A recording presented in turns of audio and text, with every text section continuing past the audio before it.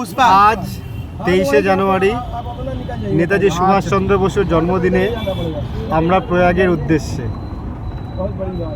আজ আমাদের এই দলের যিনি প্রধান তিনি হচ্ছেন অনিত সাহা। অনিত সাহাকে অনুরোধ করবো একটু হাত দেখাতে।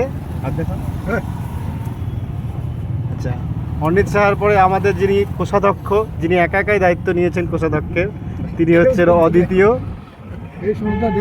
এবং বিল্ডিংটা দেখ, ঐতিহাসিক বিল্ডিং।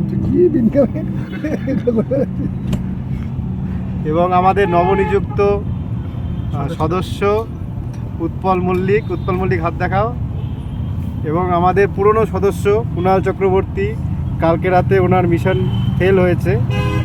আর সবশেষে আমি, একজন অসুস্থ ব্যক্তি যাকে এরা জোর করে নিয়ে এসছে।